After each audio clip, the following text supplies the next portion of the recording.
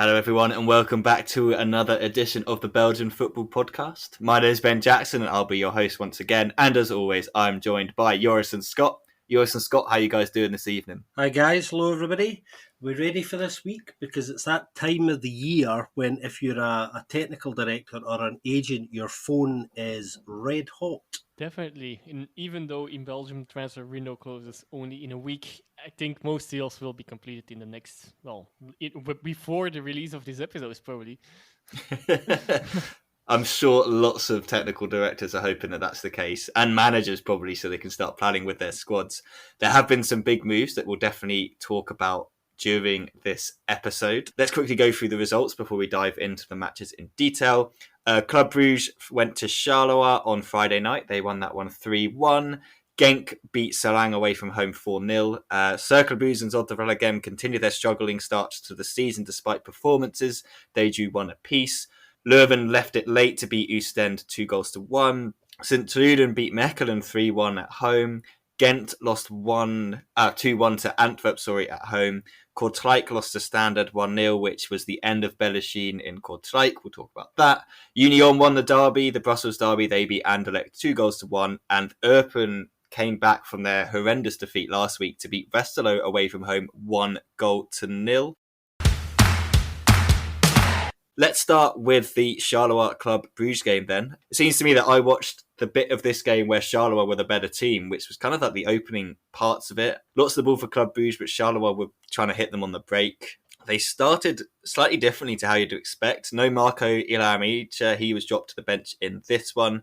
Zahari's obviously not there anymore. He's just been announced at Burnley, so he's gone. So they brought in Herman started and Benza started.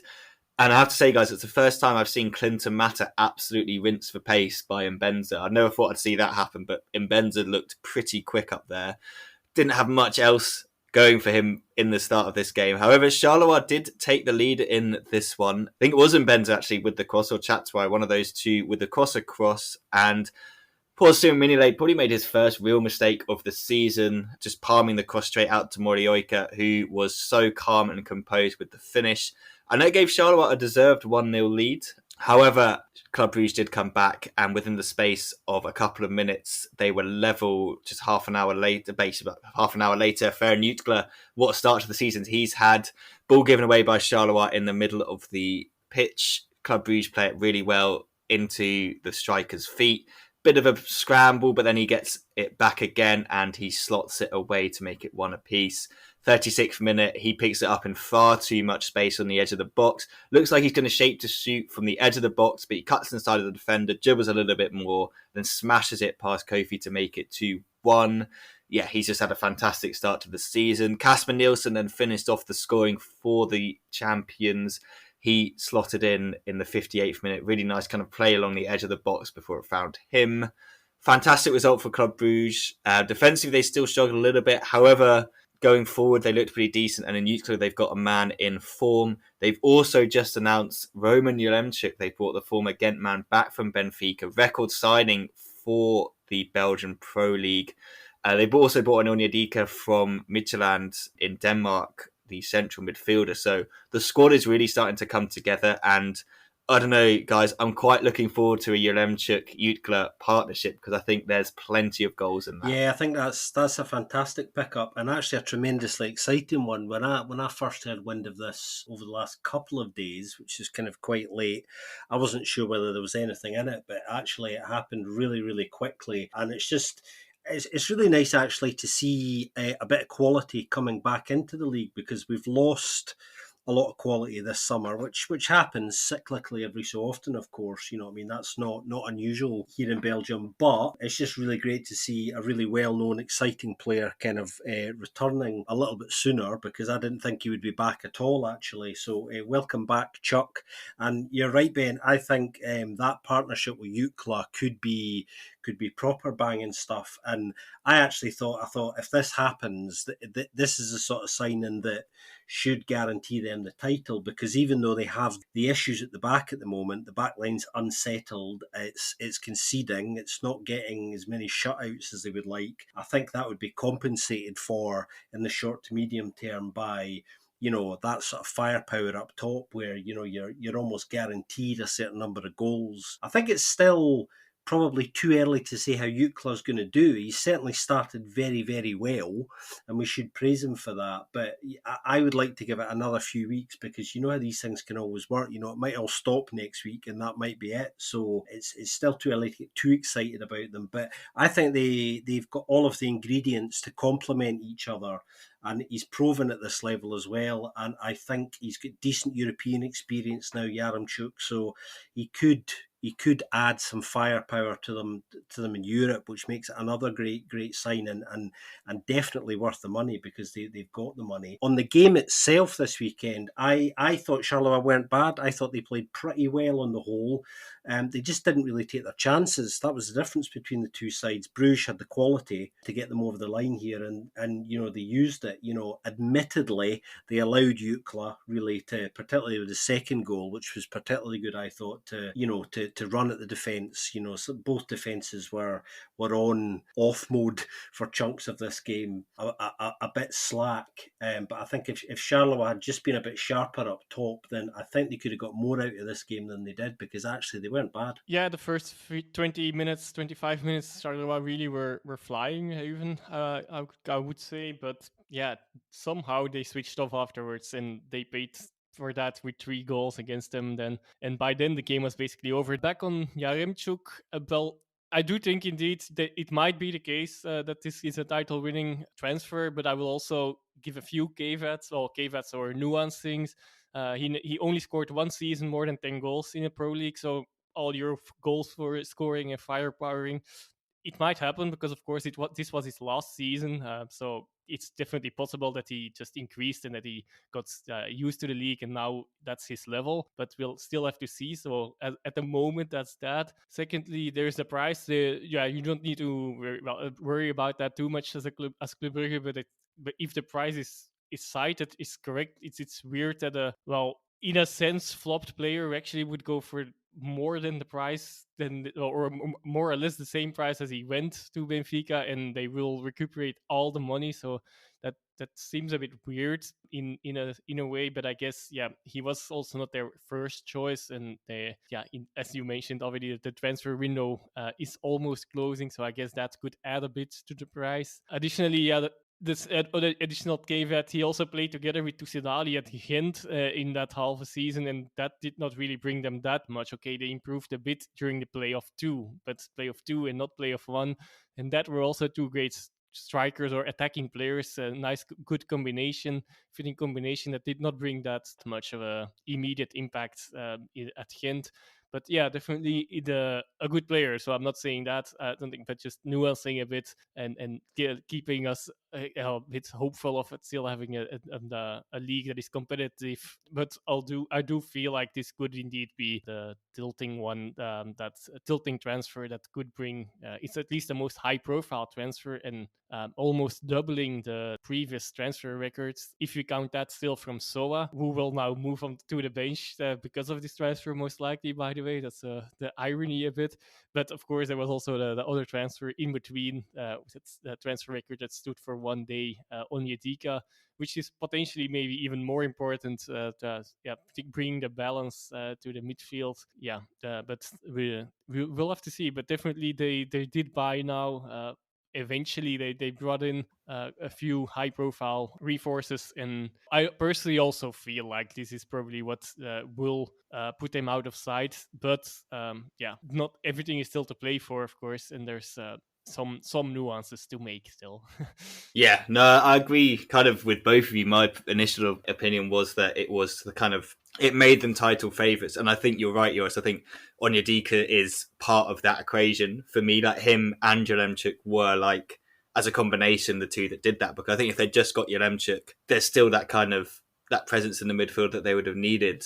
Because although Doy's like, he's serviceable, I just feel like Onyedika is going to be a better player, especially in the long run and stuff like that. I think he'll be more complementary. You can maybe move Adoy back into kind of playing more as kind of like a backup centre-back or slightly more defensive in that sense. But then there's also the case of, is Van Aken going to go as well? Like it looks like West Ham aren't going to do that now that they went and signed Paquetá. Also because Club Brugge rejected that bid, didn't they? And then the rumour was that the West Ham just upped it by $1 million, which is just kind of taken the piss, really. No club's going to accept that for their star player if like they've rejected it for this much and said, we want you to give us this much, and they're just going to be like, oh, here's an extra $1 million. Like, it's not really how it works these days. Also, on the Benfica kind of recuperating what they've got, I think Portuguese teams are just very good at working the market, aren't they, at the moment? Like, they are able to get massive fees off Premier League clubs for their players as well.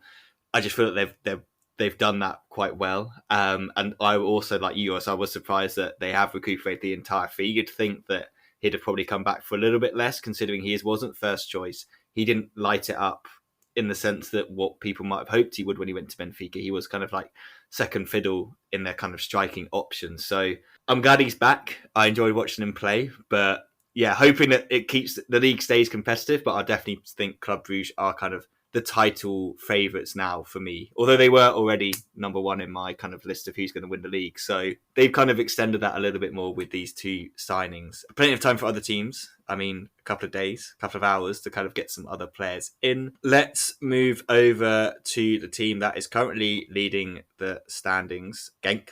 They beat Selang coming off the back of their great win against Urban. However, they were unable to stop the Genk machine rolling through. They did keep them out for half an hour before Mike Tressel's deflected shot found its way in.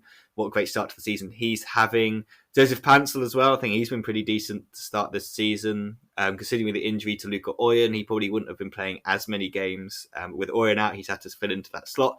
He made it 2-0 with a nice finish in the 57th. Tressel then with another nice finish in the 66th to make it 3.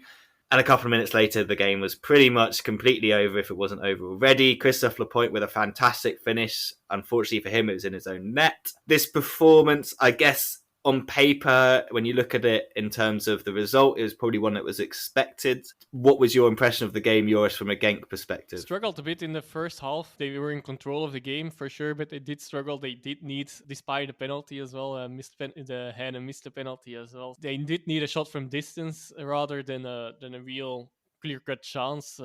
Then it was okay. It was a decent performance, I would say, despite the scoreline. I was not too much impressed. The first 10 minutes after the break even were slightly worrying to me, just in the sense, Serijn had made some tactical changes, and Genk was just not playing so well anymore that the basics also went wrong, regardless of opponent or tactic of opponent. They did recover that quickly and scored the second one after 10 minutes, and as in the Charleroi Club Brugge, then the game was over and they added a few more in that. After the second goal as well, like the control was completely back as well, so there was not really much to say. So a deserved victory, but not truly impressive. But scoring goals still definitely nice. Few good impressions, giving some game time to some players. So Castro had another sub appearance, but it was a really good one this time. This is a game you expect to win, so basically the job done is the message here. And in the end, with a very nice scoreline, despite what we are saying about Serijn, it's not that easy to put 4 past them either, so that's definitely a good sign. Yeah, Tresor scoring 5 now already, and Paintsel also equaling his maximum goal tally, I think, for Genk so far in a season already. He did struggle a bit to come back to Paintsel. He did struggle a bit in the first half, as you would expect on the small pitch, and Serijn trying to keep the spaces small. He couldn't really exploit his space as much, and that's really his main feature still. But in the second half, he was way better, and he did score. He provided the assist for another one, and actually the second assist, also the assist for the own goal as well. So all in all, not that much to say about it. Job done. Clean sheet for the first time of the season. That's also encouraging, I guess. Even regardless of opponents, the thing is indeed leading classification now with the nuancing. Again, like Antwerp has a game less and has as many points, so they could go on top again in a matter of when is it, the midweek game day in a few days time. And also the opponents has, outside of the first game against Club Brugge, which unfortunately Genk lost, it has not been that great. So that they only got, if you compare to last season, they only have 2 points more against the same opponents in the same fixtures either. But most important, of course, in general, maybe regardless of this game, is the joy that seems to be flowing on the pitch, the team spirits, and just tactically, it looks way more composed and looks standing better. So it's more of a joy to watch, which is very important in football. For me, it's one of the more important things, regardless of getting points or not. But points wise, it's good, but it's not exceptional yet. Yeah, I think Joris said it early on. Genk in total control in this game. I had the feel of, how many is it going to be? That's what I was thinking when I was watching it. Never really in doubt at all the result. Genk playing very well at the moment, actually. And I particularly like the way Varankin is using the squad at the moment, making changes around the 60-minute mark, just after the game goes to 2-0. He feels, interestingly, I thought that the game was dead at that point. I think he was right because it's Sarang that they were playing. But yeah, make some changes around the 60-minute mark, to kind of use the squad. And I think now that some of the former big hitters, the real quality that the side did have until recently, now that they've left and moved on, and he's working with a core who want to be there, I think there's a sense of renewed energy and freshness about the place, I think. And sometimes, you just need to move on players who aren't completely committed to the cause, because it's not good for the energy of the dynamic. And you're starting to see the benefits of that now, I think. Good stuff from Genk, and lots to be feeling positive about, I think. And one request to our technical director, or not request, or both request and complaint: why is there not a replacement winger yet? Because that's definitely a point that really needs to be reinforced since a month already, and there's still no one has come in. So true. That is because that's one of the areas you used to look at Genk and think, okay, yeah, like wingers, it's not that bad. Like especially last year, you had Ito Bongonda, Oyen, Pansil. You're like, okay, no, there's enough depth there. El Khanous could maybe play there sometimes, or then you've got Castro now. But yeah, there definitely needs to be someone coming in that position, especially with the way injuries are going as well. Like you just don't know what's going to happen. So fingers crossed they'll bring in another exciting, explosive winger. One side who are probably looking around thinking what is going on this season compared to kind of how they finished last is Cercle Bruges.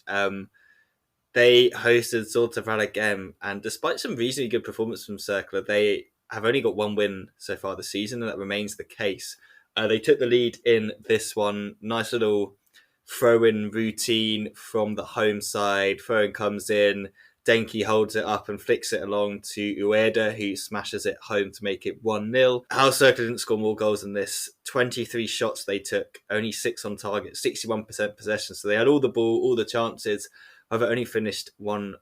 Nicolas Romens in the 16th minute, so literally 5 minutes after Ueda scored, levelling it up after some blistering pace from Ali Federa with the ball over the top. Let's think that if we're looking at this, 6 games in now for Cercle, only 5 points, 1 win, 2 draws, 3 losses. Do you think that is an accurate reflection of how they've actually played this season? Or do you think it's kind of just waiting to click again and then they should be kind of back to what we saw last year and kind of getting a couple more results under their belt? Well, it's quite interesting this, isn't it? Because, well, certainly I'd talked them up a fair bit in our pre-season preview because of the way they'd finished the tail end of last season. I felt that they'd found a formula that, were going to make them really good to watch, and it was going to be really interesting to see what happened with this season.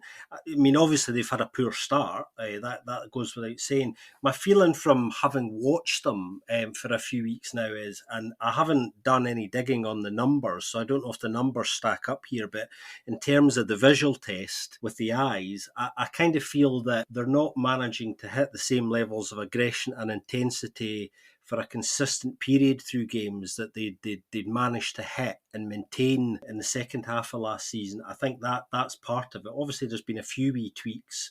They've lost Rabbi Matondo.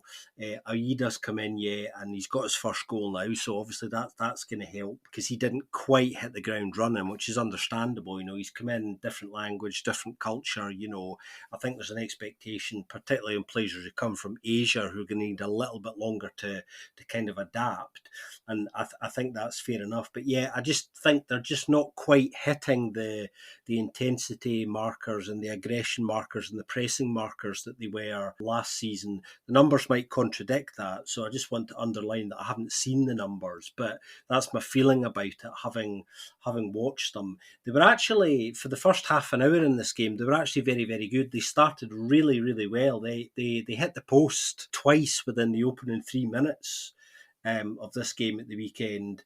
And looked like they had a bad load of goals in them. I thought, this had the look of a game that could have got quite ugly from a Zolta point of view, particularly when on their part over the last couple of weeks they started to show some defensive laxness again, which we hadn't seen for a wee while because they were showing signs of improvement. But yeah, I just think they're not quite hitting the markers that they'd set last season, and obviously they're working on that. Marcelin's came back in now as well. I think he will help. I think he's a decent returning signing for them as well. So we'll be seeing more of him soon, I suspect. But I think, they just need to keep going. I think sides sometimes just have an unexpectedly poor start to the season. I don't think they should be panicking yet because I think there's enough quality there, and I think they know what they need to do as well. So unless there's something else going inside the camp that those outside are unaware of, then I think it's just something they just need to keep working hard at the moment. Here I am nuancing again a bit. I'm in my nuancing days. In that this time it's about the streak they had last season. Since that win in Anderlecht in January, they only won against Kortrijk and against Beerschot, and again against Anderlecht. So I think they really want to play them a few more times. They really should weekly be playing Anderlecht. So point-wise, they did beat around a little as well last season. It's good for them that Ueda is off the mark finally. I think he also started the strikers being off the mark team that I had in my mind for this week anyway as well. There's also a few more players, but I'll make a little list here. So there was Ueda indeed, Boniface, Gonzalez. Yes, I'm spoiling a little here maybe, but Hornby, Janssen, Bruno, Gianni Bruno. That all scored their first goal for their new team, and if we make it for the season and in the league, Van Zer can be added as well. Yeah, and then the other few players that are not strikers that also scored off the mark. Sorry, I'm taking the moment here. Nielsen, that was already before this, of course. Morioka, also Nuhu, Kums, Kagawa. I hope I didn't forget anyone, but almost half of the production this weekend came from first-time scorers this season, which was, well, for me, remarkable. Maybe it actually is not as remarkable as I feel like it is, but it is probably also because, again, since it's that time of the year with new players finally sitting in the squad and just arriving as well. But certainly indeed, despite this nuancing, I do think they really should get some points lately in the next few weeks as well. They already had, although they do have a tough schedule ahead now with Club Brugge first, the nice derby, and Antwerp at home in the next two games. So they might be in a rough patch after these games, and then we'll have to see how it develops. But on the other hand, they are playing quite well against the bigger teams as well. Maybe that suits them a bit better as well. So they really need to get something out of some of these games, I suppose. Zultuarium, they basically have the same story as Cercle Brugge now.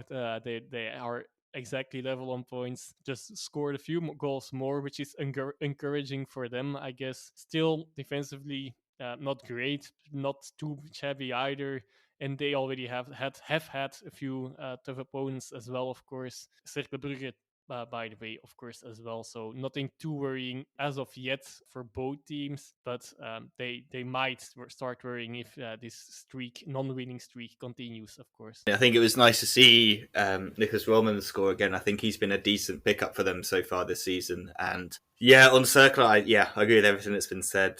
You mentioned Marcelin. I think, it'd be good to get him back in. I know he was injured last time he was with them. Also interested to see a bit more of Abu Francis, the man they brought in from Nordsjælland, part of that Right to Dream Academy in Ghana, who produce quite a few good players. So, be interested to see what he can do in Belgium as well. Let's move on to next game, the one that took place at exactly the same time. Joris has already mentioned a couple of the goal scorers in this one, so let's get to it. This was Leuven against Oostend. Oostend took the lead in this one, and it was that man, Fraser Hornby. He got off the mark, as Joris said, 5 minutes in.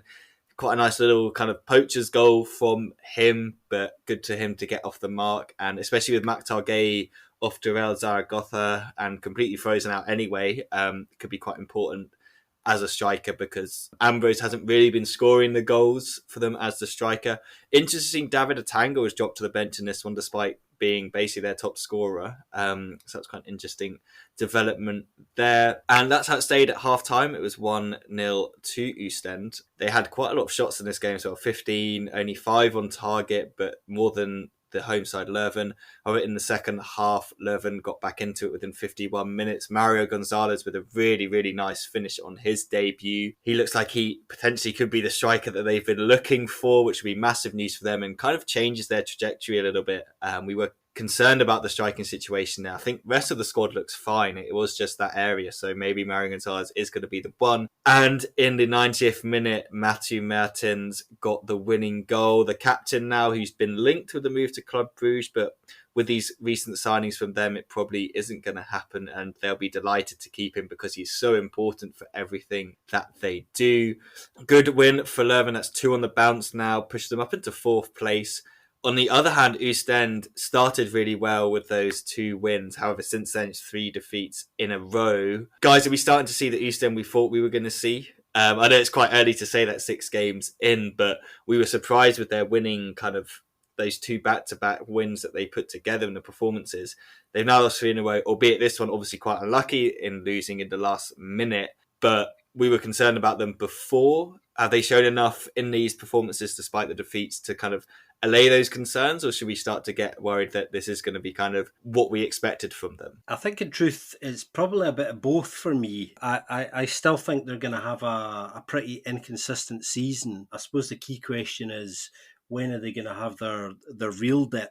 They'll want the pattern to be, don't lose too many in a row. But, like all sides, they're going to have a reasonable dip at some point. And I think what's going to be key for them, because 3 go down this season, obviously, is when is their worst period going to come this season, and how do they manage that? That's the biggest question that we don't know the answer to yet, because it's far too early as well. I think all things considered, they've actually had a slightly better start to the season than I expected. I felt really pretty negative about them kind of going into the start of the season, but they've done a little bit better than I expected in terms of their start. Quite interesting to me that Marc Dargues, obviously for a while now there've been issues with him, which has led to him kind of being dropped.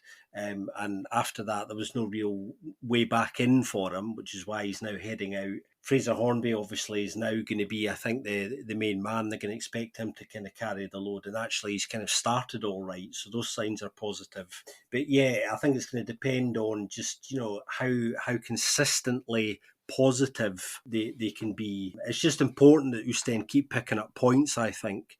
It doesn't always have to be a win, but I think, points more than anything else as much as possible. Leuven, on the other hand, you made a really good point about them, Ben. I think, the trajectory of their season has completely changed now that there looks like there's a striker who's come in who, could do a job for them. And obviously they've brought 2 strikers in now, which is what Mark Bryce was saying they were hoping to do. So objective achieved, I think. And he will probably be quite a happy man, not just because they've had a very good start to the season, but the business they've done has really kind of changed the complexion of not only this season, but how the last season went mainly for them, which was really underwhelming because of 2 kind of really stinky windows. So they've started well and they've started early, and he'll just be hoping to maintain that now.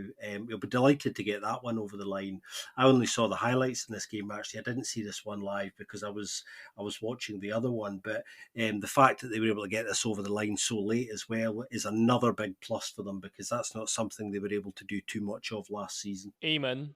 I guess that's not. I agree with Scott's analysis about both teams. Actually, I think Leuven indeed. I put them in a even. I think I put them in a position that they would go down at the end of the season. It does not look likely. One question mark still remains a bit, but I don't think it's going to happen, but if Martens would leave, as there has been rumors as well, but it's probably linked to the Van Aken move as well. So at least I also don't really feel like this is going to happen ultimately. So I think probably if he stays put, then they should really not have that much problems. Despite, well, I'm still not convinced with their defense, but if you're a defender, then Patrick then gives assists for anyone who wants them, then that's all good, I guess. So, and for Ostende, yeah, I can't say I do think their level of play is actually indeed better than I expected. Easy. Imagine if everything was like that. It'd be a very short podcast. Yeah, no, you basically summed it all up there, Scott. Let's move on to St. Truden against Mechelen at the Stein. I think before the game, was it Danny Boyce or someone on the Mechelen side was like, I don't like playing on artificial grass. And that was clearly evident in their performance. Wasn't the best first halves, I have to say, in this one. I kind of had my eye on it, but didn't really notice much that was going on. It was kind of two quite equal teams battling it out. Obviously, for St. Truden, looks like Robert Bauer is definitely off, so Volker Janssens has joined that back three. Hayashi made a remarkable recovery to be fit for this game. I know before the game, Hollerback was like, I don't think he's going to be fit enough for this game. He's recovered well, but I don't think he'll be back. And he started, which was quite incredible. And unfortunately for him, it wasn't him who opened the scoring. It was that man, Jeffrey Heremans. I thought Mechelen didn't play that well, but his free kick was just that little bit of quality that this game was. So it's like kind of lacking in the first half. Really, really nice finish from him to give Mechelen the lead. And you thought, okay, maybe at this point they're going to kind of press on, start to take the game and dominate it. But it was kind of not really the case. Literally 2-3 minutes later, St. Truden were level. Hayashi making kind of a run over the top, bullying a defender out of the way, then getting taken out. Just obvious penalty, no real debate about that. Upset Shinji Kagawa. TLM dives the wrong way, he'd come in for Kook. Kagawa gets his first goal of the season, first goal for St. Truden, as Joris was saying. And then Gianni Bruno came on, and he got his first 2 goals for St. Truden. This one, 76th minute, ball comes out to him. It's a reasonably good save from Thielen, but Bruno was there to kind of poach it in. And then as Mechelen are pushing, he grabs another one in the 95th minute. Again, bullying defenders. Just there's a little bit of weak defending from Mechelen in this game, and Bruno kind of took advantage of that. Good win for St. Truden. That's 2 on the bounce now, and they've gone from being the only winless team kind of rock bottom to right back up into 8th place, kind of where we'd expect them to be around given their kind of finish last season. If you make a kind of comparison to Cercle Bruges with the way each side finished the season or went on a run in the season, St. Truden obviously did well at the back end, almost made the playoffs. They're now starting to look a little bit more settled. The squad's kind of looks in a much better place. I still think the bench isn't strong. I think there are definitely some issues there. The fact that, but the players that they could bring on in this game was great. They could bring on Bruno, they brought on Frank Boer, and they could bring on Aboubakari Koita. So Hollerback at least kept a few players on the bench to give him options. For Mechelen, injuries were definitely an issue in this one. No Nicholas Storm. Rabti obviously still not fit. Ngoy back in, which is going to be good. They need him back in because they just didn't really have anything going forward. And it wasn't kind of the exciting Mechelen we're used to watching, was it, Scott? Yeah, I think, you're right to highlight how poor they were offensively because they didn't deserve anything out of this game at all. I think 2 shots on target the whole game. Just hopeless, and actually the antithesis of what they normally are, whether they win a game or not. Mechelen are a side historically who, do create a lot of opportunities and tend to have a lot of shots on goal because offensively they are exciting and tend to have quite a lot of firepower. But, I think a lot of that has sort of drained away over the summer for various reasons. And I'm now beginning to think that Joris may well have been right on something he pointed out, I think, in our pre-season preview, that there's a very real possibility they could have an inconsistent season as well, much like Ostend, in that they're never able to go on the sort of run that they would like to. I mean, it's very early yet, but I'm beginning to feel that they're not going to have enough offensively to recreate anything like what they've been doing or producing over the last couple of years. So yeah, I think the Malinois fans have to get used to. Yeah, I think a season of readjustment. I'm just, I think the big thing for them is the question mark around Nicholas Storm. Is he going to still be there this time next week? Which is going to be important because I think he's probably, in the short term, the player that is still the most important to them. So I don't think he is going to leave now. But you know what transfer windows are like. All it takes is the right call at the right moment late on. And often it's in those last few hours that the most significant movement actually happens. And, things really get moving. So that's one to kind of keep an eye on. But yeah, I think Mechelen they're on course at the moment for having a disappointing season based on the start, if that's anything to kind of go by. St Truden are going to be fine, I think. The worry for them, I think, is probably more injuries than anything else. You're right to highlight there's not a great deal of depth on the bench, but if that squad can stay fit for the majority of the season, I think they will be absolutely fine and probably overachieve again. Nuancing me again, of course. Go on, you on in the reliance on Storm. Well, of course he is an important player, but maybe that the reliance on him is in itself the issue because he's not consistent himself. The last half a season he didn't. Well, this season he didn't give any goal or assist anymore. And since his 2 goals against Beerschot in the beginning of February, he has 1 goal and 1 assist as well. So even if he stays, if he doesn't get that consistency back on, and thing is also he had a few really good spells last season, but before that it was also more on and off and with a lower output. Can he repeat that anyway? And even if he would stay, then that could still become be an issue. Yeah, really good point. Actually, I think he's been a little bit unsettled as well by some of the speculation around him. I definitely think that's also a factor here as to why he's not been kind of hitting the marks that he was through a lot of last season. And what I was saying a couple of weeks ago as well about Mechelen still struggling to kind of adjust to a new balance. I think he's part of that as well.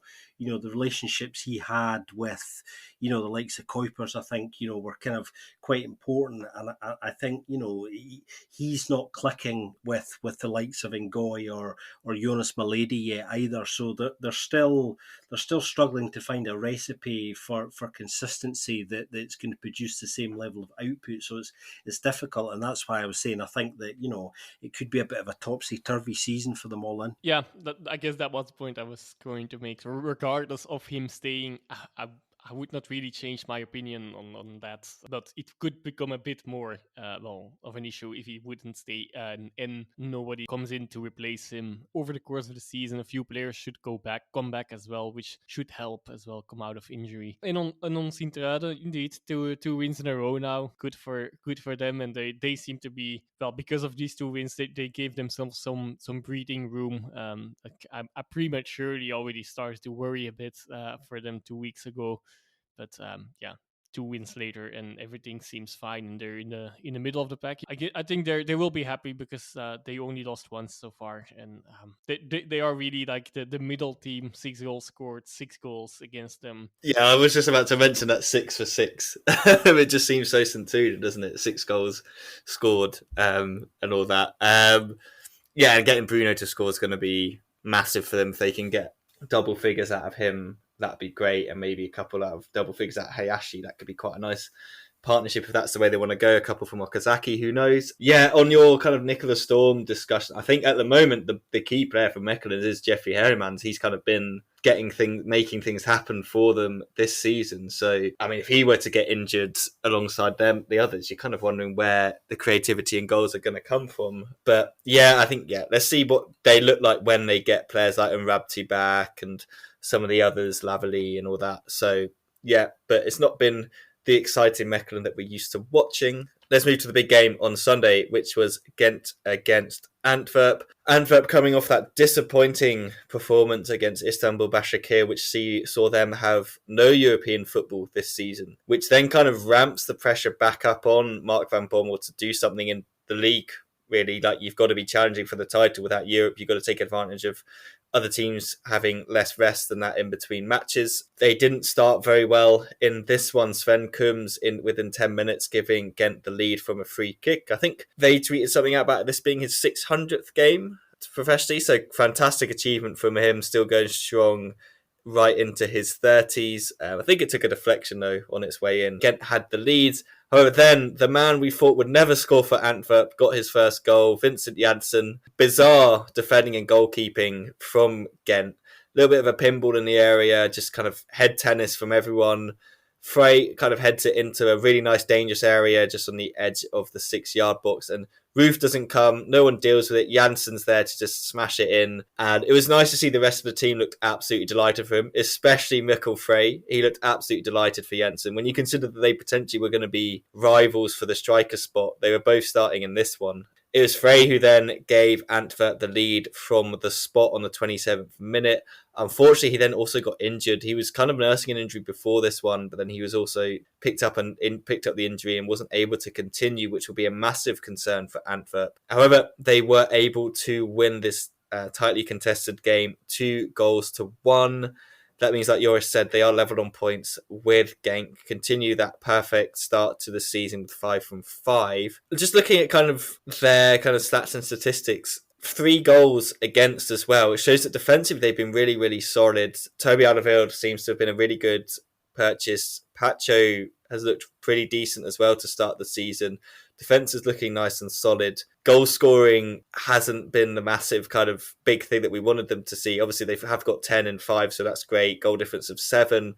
But with the players there, we expected we saw it against Leuven, didn't we, that second half? And we were talking about it before this podcast and over the weekend. We're like, we're now 5 games in. We've also had the European fixtures. How much of a difference in style and performance are we seeing from Brian Prisk to Mark van Bommel? Is there much of a difference? Is there much more excitement?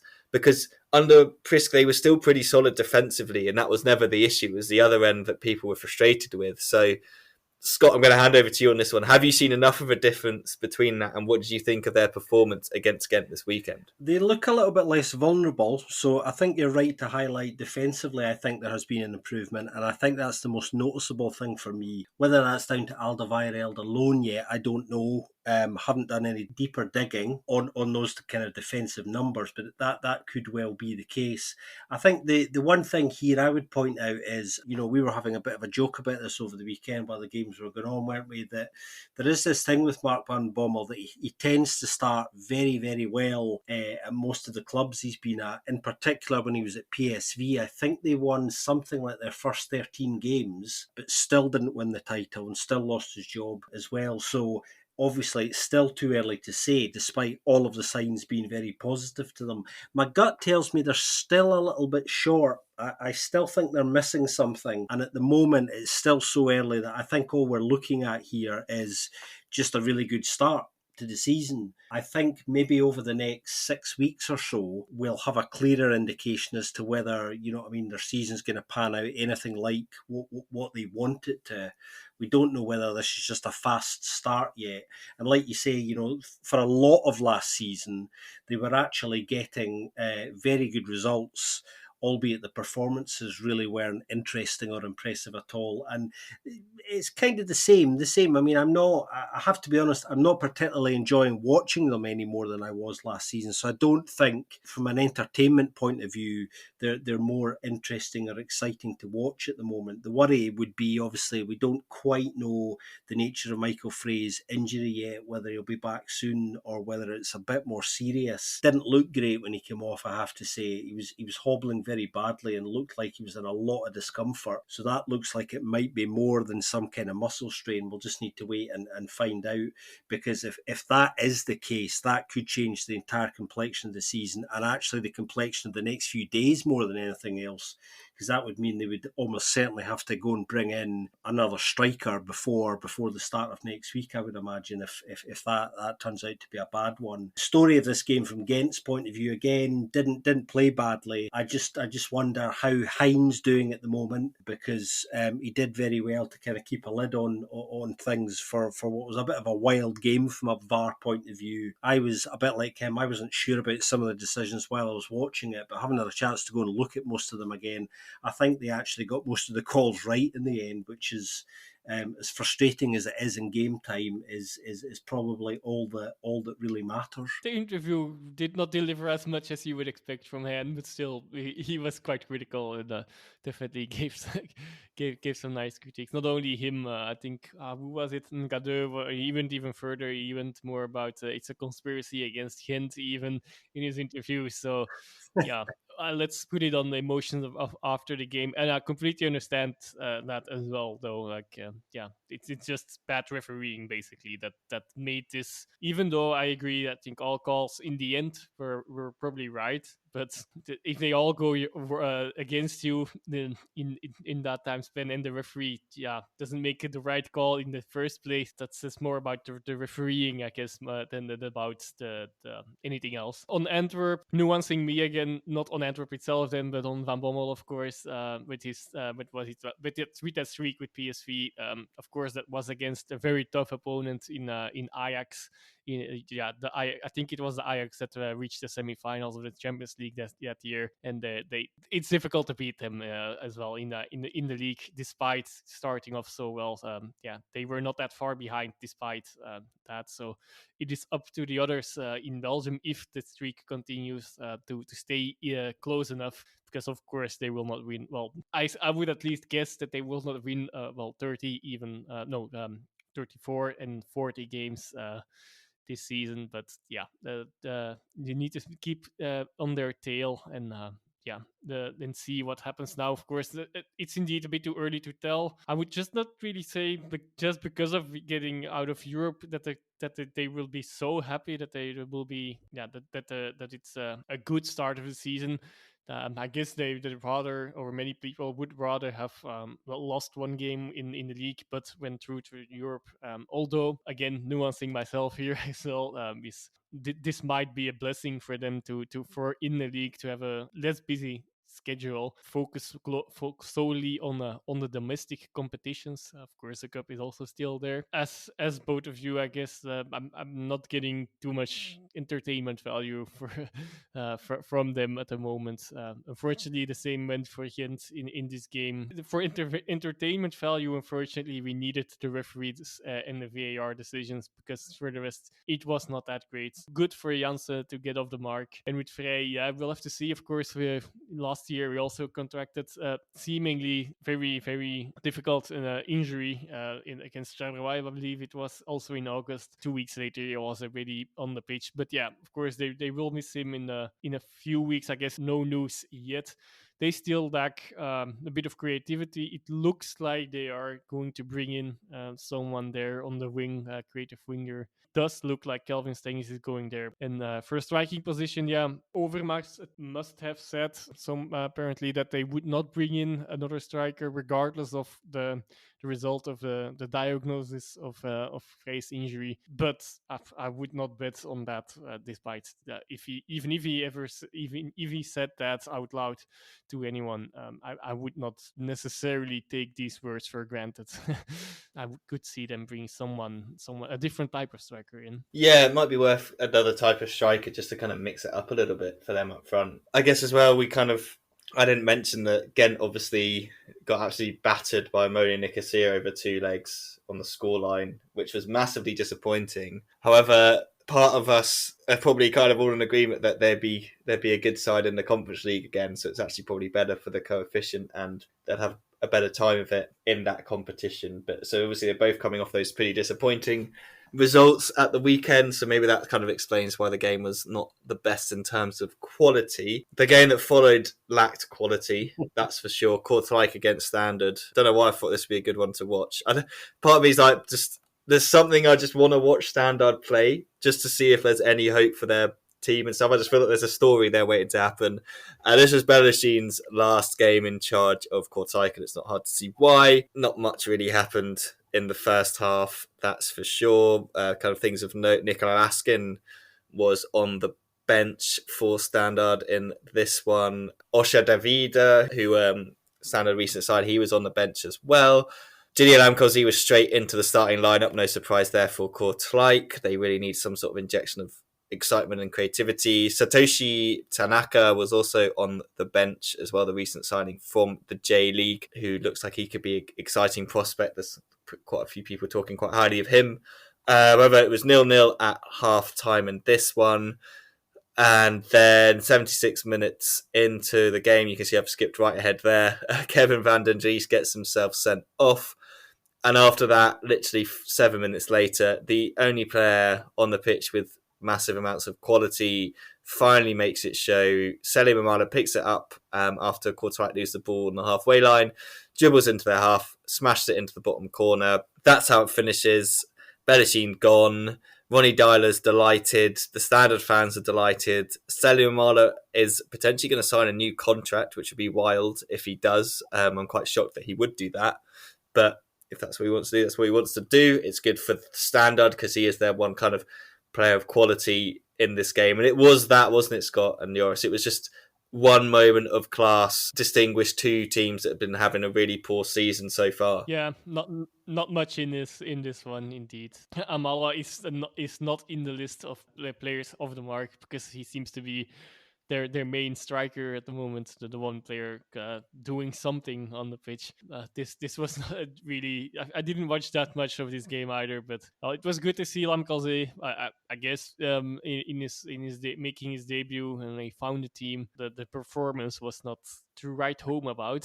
I guess you could say. Kortrijk are a team that I'm starting to worry a lot for. They obviously also started thought about that before. And the story here is indeed the sacking of Belsin after this game. Yeah, I think, Joris is right. I think, we know they haven't been playing well for quite some time, and this goes back to the tail end of last season as well. Amusingly, I was saying just before hand that I felt that, Belsin might be the first to go this season, and he got sacked the day after I said that. So, there must have been something in the air already. The Lamkelzee factor or not, who knows? Curiously, they've actually been quite active in the market this summer as well. So they've been working away diligently and quite hard to improve the squad in terms of its quality and depth. And I think on the whole, it's a better squad than last season. It definitely is, but it's not happening for them at the moment. And the thing about Belgian going, which is no surprise at all, just because they've been really poor, I think they really have to get this appointment right now. So it's going to be really interesting to see who they go for, because I don't think they can afford to get this wrong. Things aren't great there at the moment. And, if you make the wrong call again, then, I think that really does set in chain a series of events which is going to determine the rest of their season, I think. So I think the board have to get this call right, which is what's going to make it. The pressure's on. Standard, on the other hand, have to win games like this, really. I think if they're going to have the sort of season they hope to have, or to have a decent season, and they were, luckily they managed to get this one over the line thanks to Amala. Bit of relief afterwards, you could see as well. They're working quite hard in the background to bring in who they can.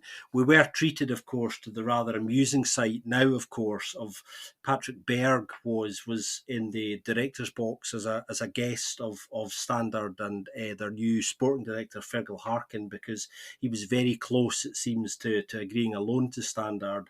But whether it was the game or not, we'll never know now. But he's decided not to come to Standard. Perhaps he watched that performance and thought, do you know what, guys? Nah, I'll leave it. Yeah, he's like, it's not worth it. Oh, it's a shame, though. When I was watching a bit of Bordeaux Glimt when Berg was there, he was one of my favourite players to watch. He was a class central midfielder who he could have made such a difference for them in that kind of area. I mean, they need a striker first and foremost. They need someone to put the ball in the net. But yeah, if they could have got him in an essential area, then they probably would have been okay with losing Raskan, because they'd have had at least a little bit more quality there. But yeah, I don't know. I agree with you, Scott, in terms of I think Kortrijk's squad is better than last year, and they're probably gutted they can't just bring in Luca Elsner back, because he had them going last year and before he left. And I feel like it'd have been really interesting to see a whole season of Elsner at Kortrijk, like whether we'd have seen kind of what we do see quite a lot in this league, where teams start well and then fade, or would he have been able to have a consistently good season with the side? So that's a shame, but he's obviously at Le Havre in France, so he probably won't be coming back. So yeah, I can agree. I think they need to get this one right, especially given the amount of teams that can go down this year,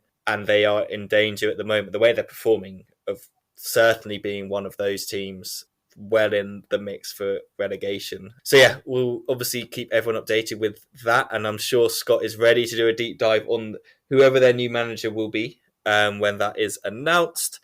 Let's go to Brussels now, where an old manager was going back to his stomping ground. Felice Mazu was greeted with a lovely banner with, I think it was Felice, but it was like with kind of dollar signs and euro signs in the thing, kind of like welcome back, mate. Clearly implying he had gone for the money. And yeah, his former side Union treated him to the company treatment, I guess you could say, in the fact that they got the better of Anderlecht once again. Victor Boniface, as Joris already mentioned, he got off the mark, and he got off the mark very quickly. 2 minutes into the game, and he had Union 1-0 up. Just 10 minutes later, Murillo caught Maurice off guard at his near post. Maurice recently signing a new 4-year deal, but kind of caught out at this point by Murillo, and that was 1-1. However, Dante Van Zier got himself off the market as well against his former boss in the 31st minute. Really nice finish from a set piece from him. And that's how this one ended. 2-1 to Union. They keep the bragging rights over their Brussels rivals. They keep the bragging rights over former manager Felice Mazu, who, guys, put out a really interesting team in the fact that he started Esposito and Rahman. Interesting, I guess, got off the back of their kind of dramatic win in the Conference League penalty shootout that was against Young Boys. Great to see the atmosphere in the stadium and amongst the fans. Great to see them get through there. I was surprised that Fabio Silva was on the bench and Leo Rafael. They were definitely better when those two came on. I just don't understand why you wouldn't play Silva. I just don't think Esposito and Rahman are near his quality. So I guess they'll be quite frustrated. The fans were quite frustrated. The players were probably quite frustrated that they didn't manage to win this one, and potentially a bad kind of team lineup from Mazu played part of this, but taking, again, nothing away from Union and their performance. Yeah, return of the Mazu, indeed. Interest in this. I honestly could not believe Rahman starting. I thought that was bizarre under any circumstances, really. I mean, I know managers sometimes like to make team selections specific choices are tactical choices. Some things are rotation. But when you consider what we've seen of Silva this season, and you're going into a derby, just play your best team, just play the best side. And I think Rahman, must have been a tactical choice. Maybe he's thinking, the speed and mobility of Rahman might have caused, Burgess and Sykes a bit more trouble. But just play your best team. A sense of deja vu about this again. I mean, really, Anderlecht did not compete aggressively enough in the midfield, where the game was kind of lost. And it's that old thing about them just lacking some physicality and some needle in games, and big games like this where that sort of stuff really, really counts. And it's just kind of bizarre that a manager who knows the opposition as well as he does, obviously, because these were his players last year, or most of them were, that, he doesn't know exactly what he's going to get there. And I think he was particularly disappointed they lost an early goal. He did remark afterwards that, you cannot do that against a side like Union, because you're going to be in the back foot for the rest of the game regardless. I don't know if anybody else spotted, I'm sure you did, because it would have been difficult not to, after the game, some of the talk shit housing that was going on. I think Sieb van der Heyden was doing the Mazu dance, as was Van Zier afterwards, and it was kind of nice to see that Felix took that in the spirit that it was intended, saying that he was glad to see that some of his former players have still got such a good sense of humour.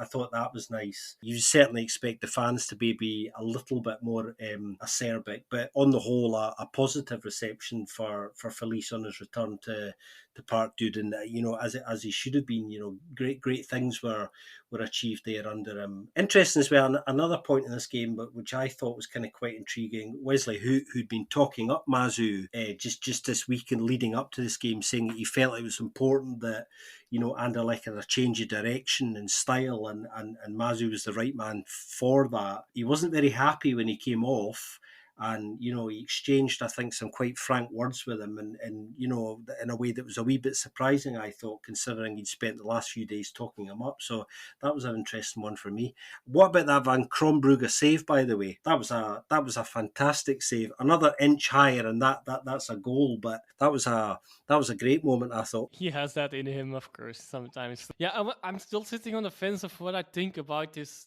Van Zer and Van der Heijden, specifically these two mocking Van der Mazu actually there, because he's the one reason why they are not just first year players, and actually both of these became Red Devils because of him, I guess, in a way. So I'm still a bit sitting on the fence there. I don't like that part. On the other hand, yes, the shithousing part, well, it is a bit funny as well. So yeah, I'll leave that up to but I'm still like I'm not completely convinced this was appropriate at the time being. Yeah, I think Mazu also he must be really furious still. Not only him, Van Krombrugge as well. During the pre-match speech on the pitch, you could hear him say like, "This not gonna happen again. It's happened before. This time, it's not going to happen." And 2 minutes later, the ball is in behind him in the net because of some lack of concentration of Amuzu, or power maybe. But I think actually concentration played a big role here as well. Both of them won't be too happy about that, I'm sure. Also, I want to know the pronunciation of the name. So if anyone that's listen, if you can help me with the pronunciation of the name, because I use both of it already, Boniface and Boniface. In English, you would say, as a Nigerian, you would say Boniface, I guess, but or if it isn't even something else, it could even be coming from Italian, I believe. Then it could even be completely different pronunciation. But this time I'm asking for help.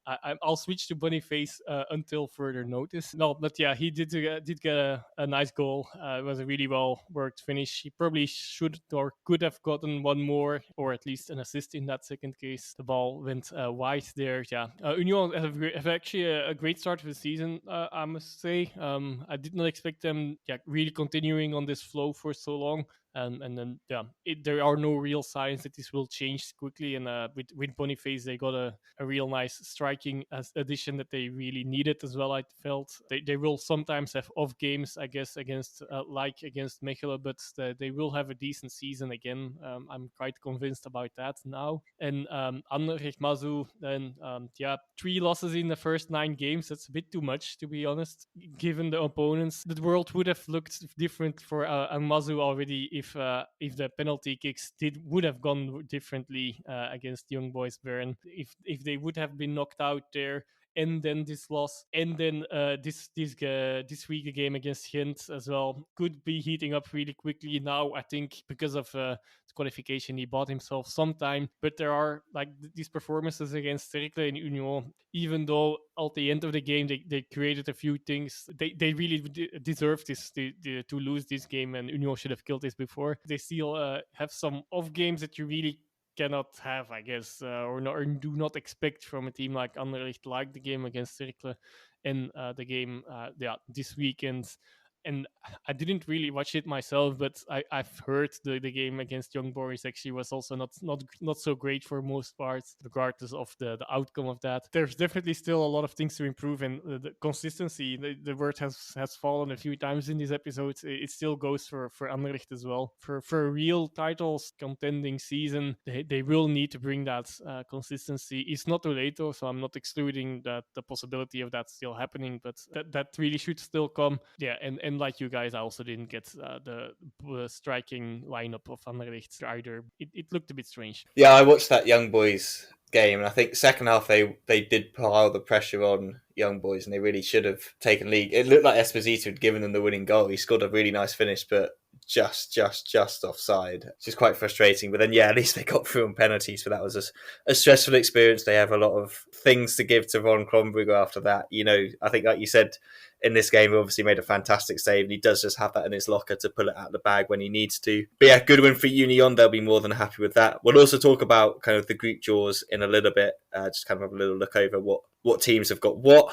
Final game of the weekend was Westerlo against Eupen. Again, not the best of games for a Sunday night, kind of like a sleepy game, I guess you could say, but quite an important game for Eupen to kind of show their little comeback, at least from that disappointing performance. No Prevoljak in this one, which was a surprise. We did get to see Conan and Jalise start, Nuhu up front as well. And it was Nuhu that made the difference in this one.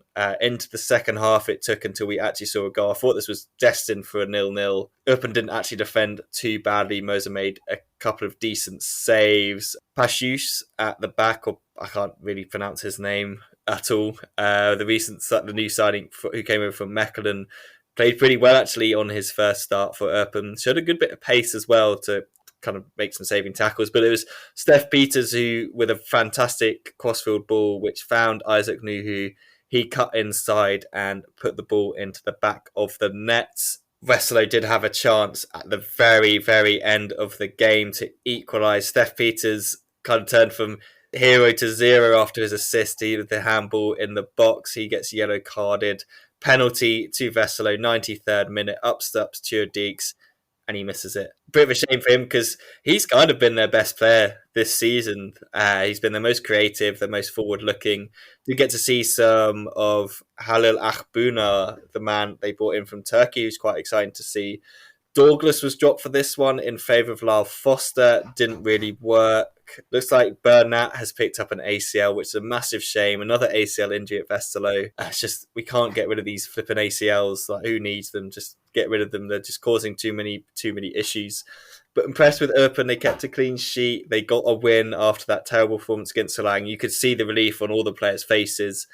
And it was kind of a surprise that they did it. I thought they were just kind of going to crumble a little bit after that. But it shows that they've got a little bit of fighting spirit at least to come back from that disappointment. Yeah, these are the games that Eupen are going to have to win if they're going to stay up with 3 going down. Always worth underlining that.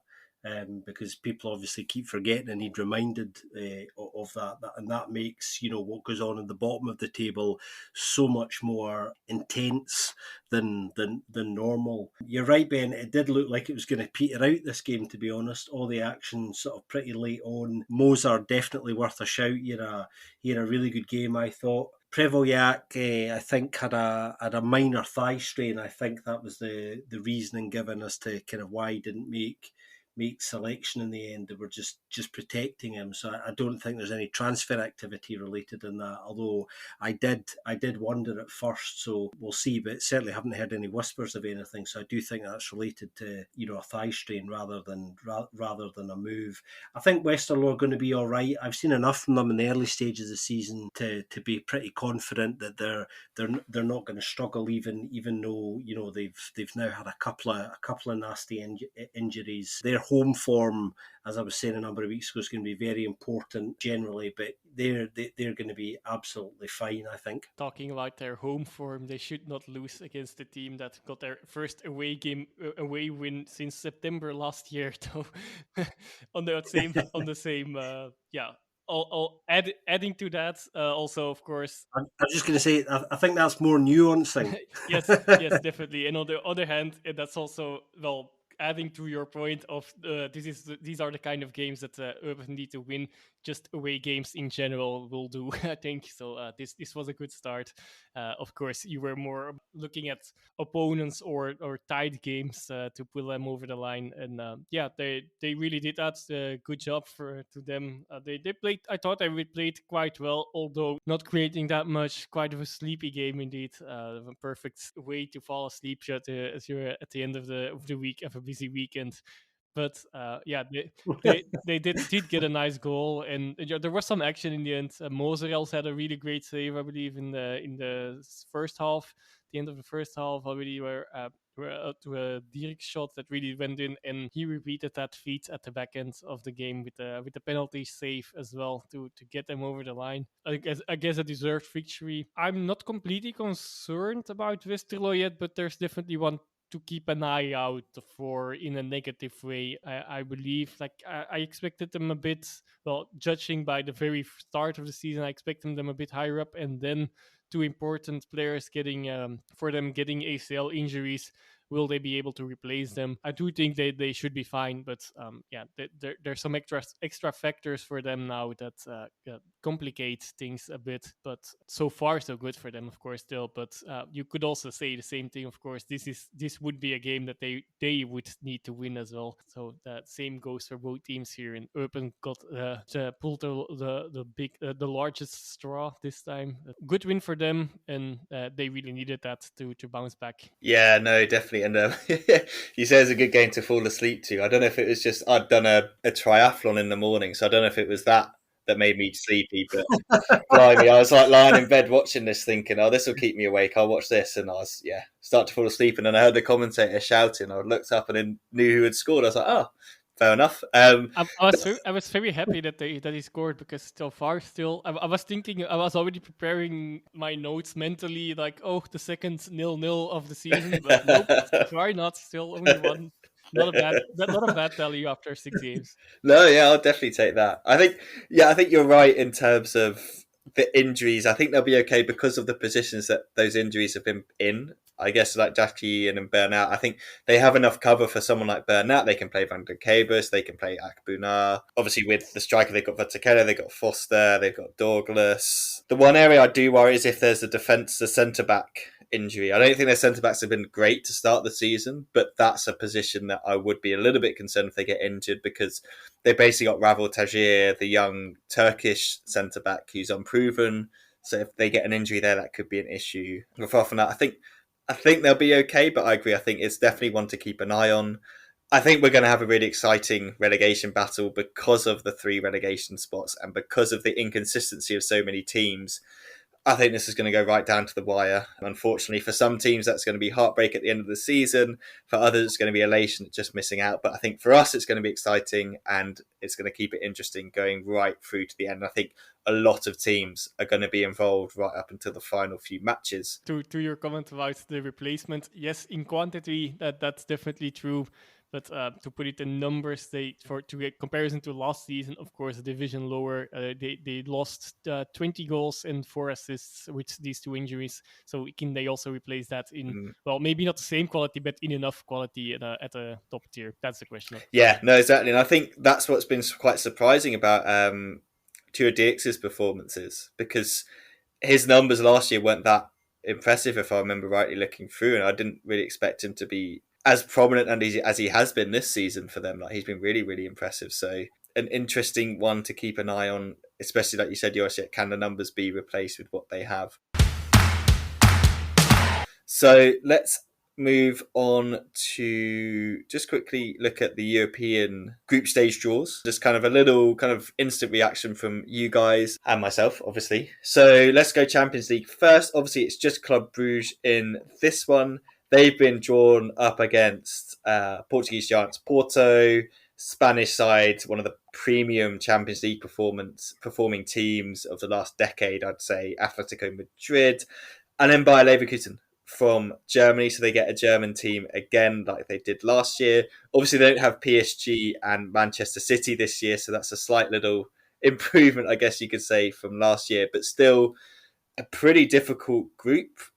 Joris, to go to you first. What was your kind of impressions when the draw was made for this one? Being Club Brugge and coming out of pot 4, I think this is a really great group. This doesn't mean it's possible they lose all games. It's possible they go through.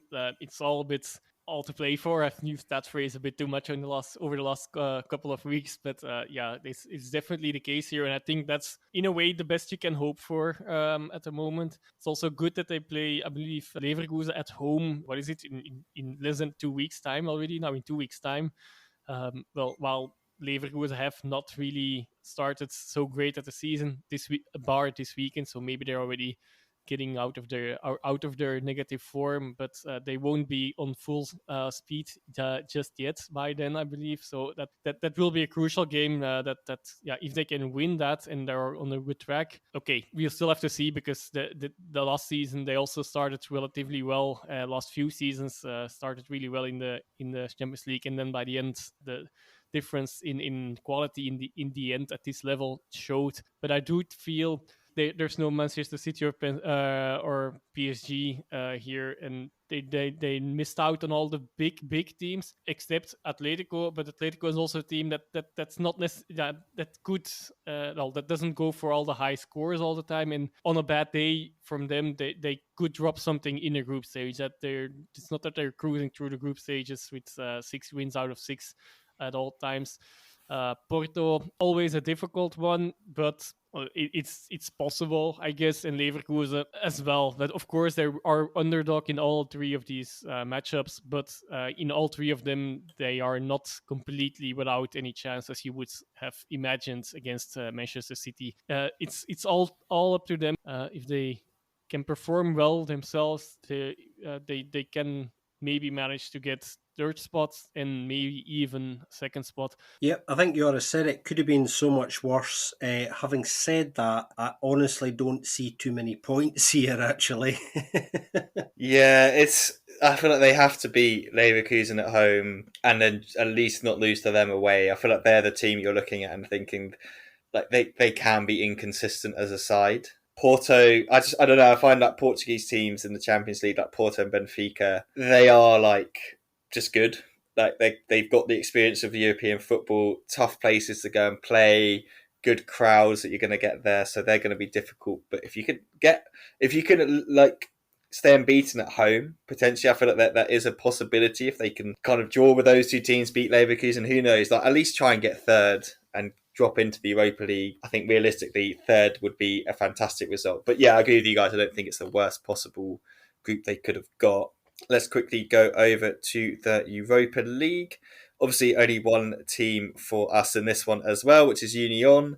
And they got another Union Berlin from Germany. We have another Portuguese team as well. We've got Braga.